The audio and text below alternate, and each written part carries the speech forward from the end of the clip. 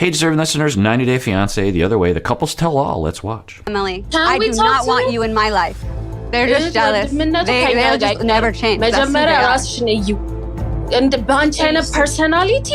Okay, so I haven't been reacting. There's been a lot of different things that are happening. I wasn't really quite sure what's happening, but there's a possibility, given what Ari is saying, that the sisters are against the relationship between Ariela and Biniyam and is trying to sabotage the relationship.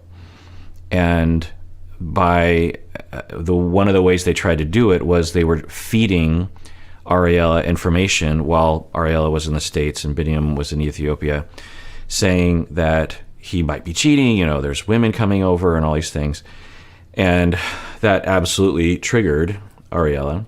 And it sounded like the sisters reached out to Ariela's mom as well. And I remember when I heard about that during the season, I thought, well, that's strange because we know that the sisters are on Biniyam's side. I mean, they're ride or die. These people are really tight as a family. I think particularly for Biniyam because he was the youngest, and I think the older sisters took care of him a lot as a kid when their parents died.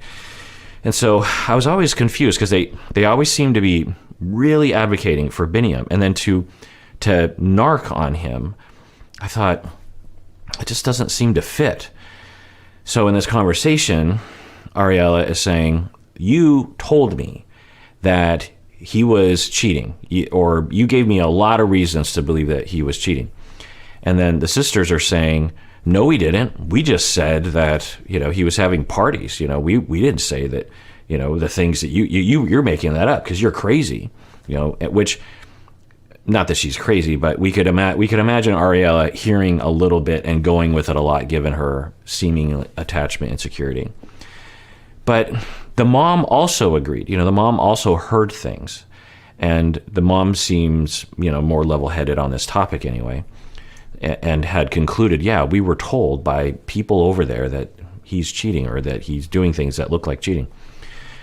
So Ariela was saying, well, you told me, da-da-da. And then the sisters are like, we didn't say that. And so Ariela is saying, I see. You were feeding me information to try to rile me up so I would leave him because you don't want me in his life. That's why, and that would make some sense because, again, why would the sisters reach out to Ariela as if they're on her side? They've never been on her side, really. I mean, they've been on the couple's side at times, seemingly. But would we really think that because the sisters seem like delightful people, so would they really do that? I don't know. Ariela seems to believe that. But let's rewind and watch this scene because I think a lot is happening. Vinny loves her very much. No, he don't. Yeah, he does. Why don't you tell them that you care for her very much? She's family to you. Stop forcing him, please. I'm not forcing him, but you just told me that I involve other people in our relationship. Why? So in this bit, it looked kind of interesting that, so they're talking about Ariela's nanny, Avi's nanny, who's very close to Ariela, and they were saying that the nanny was giving bad advice to Ariela, which is what caused a lot of the problems. And Ariela was saying, no, the nanny is a friend of mine, actually was helping me stay with Biniyam, was advocating for Biniyam. So you have that wrong. And the sisters are like, well, he doesn't like the nanny. He hates the nanny. And Ariela's like, no, that's not true. Biniyam, tell him that you consider the nanny to be family. And, Biniyam's just sitting there saying nothing, which is not helping. And then the sister's like, no, saying he's told us that he hates the nanny. So I'm repeating all this stuff to kind of sift through these details. So the sister said, no, believe me, behind your back, he tells us that he hates the nanny. And then Ariela is just like, so this is another thing that I think fuels Ariela's anger towards the sisters of like, I see what you're doing. You're trying to plant ideas in my head because I know my husband. I know he likes her. Maybe he has some complaints about her, but you're trying to poison the well here. You're trying to put ideas in my head so that I will distrust him, so that I'll break up with him. You've been trying to get him to break up with me. He won't do that, but you're trying to trigger me so I will leave him.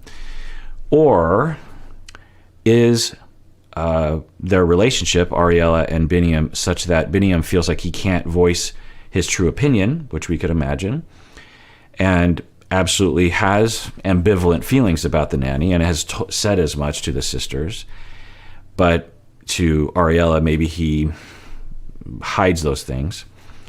And then Ariela says, you tell him, you will agree with me. You just kind of hear that in her voice. So, I don't really know what exactly is happening. Maybe there'll be some more details. Blame her. Stop involving yourself in our relationship. You guys are jealous. No, you always blame me or blame me for you guys are jealous of him and you're jealous of me. You always tried to poison my mind against your brother. You never wanted this relationship to work out. You're a liar. I never, ever, ever want to speak to either of you again. So, I don't know. Ariela is capable of coming from a differentiated, fair place. So is that what's happening right now? Is she coming from a fair place? And is this part of why she never wanted to go back to Ethiopia? Maybe she just knew there was something kind of rotten in Denmark, if you will, that she couldn't put her finger on, some kind of nefariousness that would threaten her often, a feeling that people were against her and the relationship. Was that true? Was it not true? If it is true, is this what she's getting at right here? I don't know if we'll ever know the answer to that, because people would have to admit things that I don't think they're going to admit to. The other possibility is that Ariela is triggered in this moment. We've seen her get triggered and get distorted, so that could be happening as well. Who can believe her? She wants to destroy this relationship. The nanny, she's an amazing human being, much better than they'll ever be. It's disgusting. So whose fault do you think it is? Is it Ari's fault, or is it Mimi and Wish's fault that there is so much conflict? They girls, this is a girl's problem. That's what is this situation for me. It's a girl's problem. Like I'm saying. This is your family. Okay. In typical Biniyam fashion, he is avoiding it. He is being triangulated in this moment by his sisters and his wife. And he's just, he did that thing. I don't know if I showed you, he did that thing that he does when he's trying to give up. He's like, he does that thing. And he's saying, oh, it's girls' problems, girls, which I don't know what he means by that. But I don't know if that's a sexist comment, hard to know. But, it sounds like it. Like, oh, cat fight. I don't know. Anyway, he's absolutely being triangulated. The sisters are like, explicitly saying, you're on our side. And the Ariel's saying, you're on my side. He's just like, I don't know. What it sounds like is that he likes the nanny, but also has some problems with the nanny. But he also knows how important the nanny is to Ariela and to Avi, but he doesn't know what to do. We could absolutely imagine him stuffing his feelings on this, right? Because it sounds like what he's saying is that they will fight, Ariela and Biniyam. The nanny will overhear it and will tell other people about what they're doing. So, I guess that would be a conversation to have with the nanny, and I'm sure Ariela would be okay with that. I'm just like, yeah, don't tell other people about what we're doing here, because it's a private affair, and we want to trust you that you're not going to talk to the tabloids or other people. So, but we could also imagine that Biniyam would be quiet about that, because he's always trying to avoid conflict. And then, as a way of venting, he would talk to his sisters about those negative things, and then so the sisters only hear the negative side, and so that's the triangulation. We have a strong connection between us, but I don't want to really talk to Ariela again. If that make you happy, go ahead, be with her, because I don't want to Avi grown up without father and mother, but I cannot watch Ari destroy her own marriage. So, if Mimi and Wish have seen even a little bit of what we've seen on the show, and we can imagine that they've seen 100 times more and worse, yeah, I mean, from the look of it, Ariela does get triggered and doesn't take responsibility for that and attacks Biniyam in some pretty unfair ways. And so if you're Biniyam's big sister and you've always been there to protect him, then you're going to be pretty angry at Ariela. But what you should be doing if you're ever in a situation is you got to work on Biniyam. Biniyam, are you talking with her? Biniyam, are you speaking up? Are you advocating for yourself? How are you advocating for yourself? When there's a problem, do you face it as a mature person, or do you slink away like a little child that's trying to avoid everything? Because that obviously triggers Ariela even more and triggers me to step in to protect you because you're acting like a child. You're not standing up and saying, wife of mine, I love you, but stop this. This isn't right.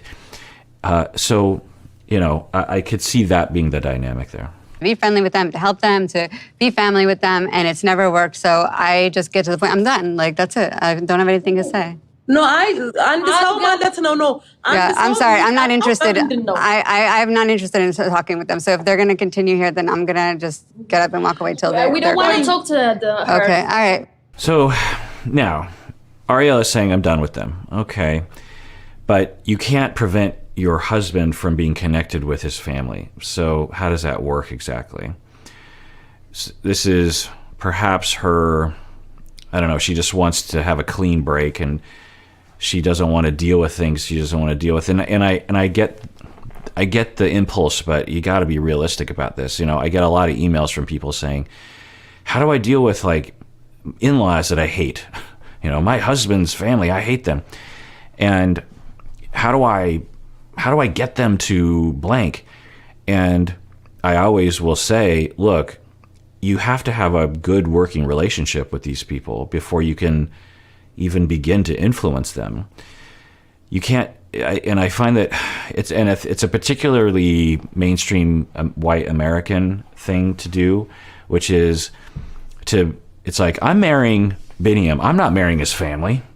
And in a lot of cultures, maybe predominantly around the world, you absolutely are marrying the extended family. And so you have to, in the same way that if your husband has behaviors that bother you, you don't just say, well, I'm done.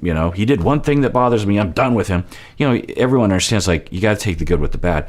The same goes with the in-laws. And so what will happen is, and I've seen this happen so many times, where you marry into a family and you're married to your partner and you're very interested in making that work, and you have a very standoff attitude towards the extended family. You're polite, but you're not trying to cultivate closeness with any of them. And then there'll be a little bit of a conflict. Something will come up, a rub of some kind. And since there's no foundation and no trust in the relationship, there's no closeness or bond, everything just falls apart because it's only negative at this point. Whereas if you had established a communication line, a bonding experience, trust, then the little bit of conflict could be resolved rather quickly, because you give the other person the benefit of the doubt and you're dedicated to working things out. You're dedicated, well, I don't agree with what they're saying, but, I'm stuck with these in-laws, so I got to make it work. A lot of people do not approach it that way. And then they come to me saying, why is my, because, and they have this fantasy that I can just write those people off. Your spouse is in that family. And it's also kind of a mainstream white American thing to believe, of just like, well, husband, just stop being with your family. I cut my family off years ago. And I'm not saying you can't cut off your family in some such situations, for sure, but it's just this attitude of just like, that Ariela is exhibiting right now. It's like, I'm going to write those people off. I am done with them. Game over. And my husband is going to respect me on this. It's like you're asking him to give up on his family of origin. He's not going to do that. So you have to try to make it work. Now, I don't know what Ariela is going through, but if I were her friend, I would say, you've got to try to make it work with them. And I would try to, maybe sit down and say, hey, when you did this, it hurt my feelings. I just hope you can see that. And at the very least, have a cordial relationship with them. Not because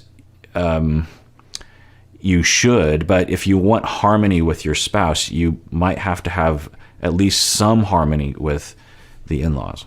And that requires work. It requires putting in the effort. You can't just say like, hey, let's bond and have a good relationship. Okay, bye. You got to put in the time. You got to put in the sweat equity, if you will, into a relationship to have that bond and have that goodwill between the members. When I really didn't want to. So for them to say that she's talking negative about him, they're lying. Wish has always tried to sabotage the relationship. Avi's nanny wanted this relationship to succeed. She loves Biniyam and she loves me. They want to protect me. Their actions are just so heinous. So in that little interaction that we just saw, and I think it was a little bit edited, it is indicative of their relationship. It's a symptom of it. And I would see this on my couch a lot, where he avoids a lot. So he's very quiet and he is stuffing his feelings. He's having feelings. He seems very cool and calm, but he actually mentioned, I don't think I showed this clip. I don't think we've heard this before. Maybe I'm wrong. He said that he has anxiety. He suffers from anxiety. And that when she went to the States, he was in a constant state of panicking all the time, which we could absolutely imagine. I mean, the amount of pain he was going through when she left, But it sounds like he's saying he suffers from like general anxiety frequently. Okay. Which would make sense. Avoidant people tend to be more anxious because the same things that cause avoidant attachment cause anxiety, which is emotional neglect, which it can be death of your parents. It's this loss and this, you're left to your own devices too often when you're a child.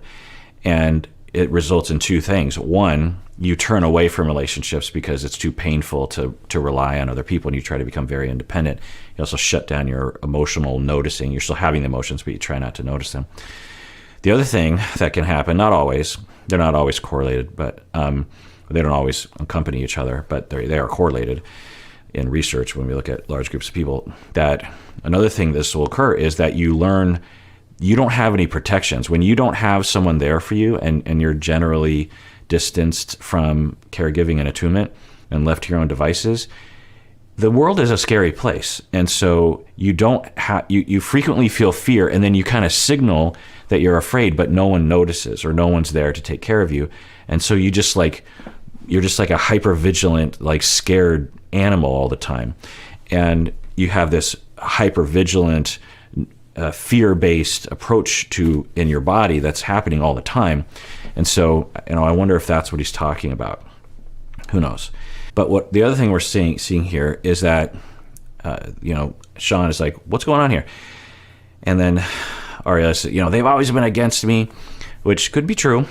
It's hard to know. It could also be a distortion, or maybe it's somewhere in the middle. I don't know. And then Biniyam says that, my sisters, they're trying to stick up for me.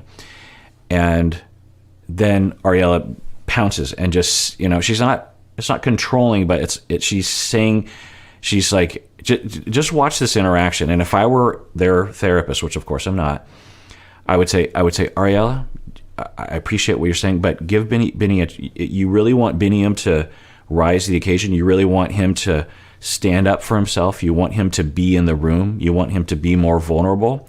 He just said something. And so let's kind of take some time to live in his world. Let's cultivate his, he didn't have to say that. He was saying something. And let's let that breathe a little bit. You're going to have some, take a deep breath. Allow his voice to live in the room, if you will, and live in his world. Take some time to live in his world a little bit, because when he said that, and then you have a point to make, he's just going to slink away, which you obviously do not want. But let's watch this, because it's a real common dynamic between preoccupieds and avoidance. Heinous. Benny, how do you see moving forward? Like, she knows I love my sisters.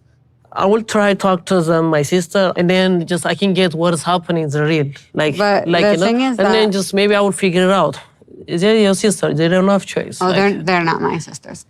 So if Ariela is right and the sisters are nefarious, then, it would make sense. What if they're not? What if they're actually good people and haven't been lying? and Ariela is just trying to make a clean break, or she doesn't want Biniyam having power. She doesn't want Biniyam having people in his corner. I don't think Ariela is really like that. I don't know. There's just a lot of questions because everything kind of hinges on, are Biniyam's sisters nefarious or not? Actually, let me know in the comments. What do you think? We probably can't know, but maybe you have some insider information or another take, but I'm curious what you think, because everything hinges on that. If Biniyam's sisters are nefarious, then Ariela makes total sense. If they're not, then Ariela makes no sense, right? With Biniyam's sisters, and so I feel like it's really just a waste of time to continue this back and forth. Situation, I have to fix it. Now I'm going married, Ari. I have to get like blessing with my family. Otherwise, it's very hard, like for relationships, for this marriage. Right. So that's another thing that I think a lot of mainstream white Americans, or maybe all Americans, don't really consider, that, look, you can write off your spouse's family, but for some people, including possibly your spouse, they cannot be involved with you if they don't have their family of origins blessing for you. So you're really shooting yourself in the foot, because to a lot of mainstream Americans, it's like, well, just, why do you care what they think? You can marry whoever you want to marry. You don't need the blessing of their family. We saw this with Summit. Because for me, coming from mainstream America, I'm just like, Summit, like, why do you care? I mean, your parents, she's threatening to kill herself. That's not okay. You should dictate your life on someone threatening, if you don't pass me the salt, I'm going to kill myself. It's just like, look, that's on you. If you kill yourself because of that, like, I don't want you to do that, but I'm not going to allow you to bully me through your threats of suicide. That's just not okay. I hope you don't do it, but I'm going to live my life, and I hope that, you can cope with it. So we tend to look at that and just say, like, Summit, move on. Or Biniyam, just move on. But a lot of people, if not most people around the planet, are not like mainstream Americans, and it's very important, and that they get their family of origins blessing, and it's just not they can't move forward unless they get that. So Ariela might be creating a bigger problem. Now, again, if the family is truly nefarious, then I guess I understand. Hasta la vista, baby.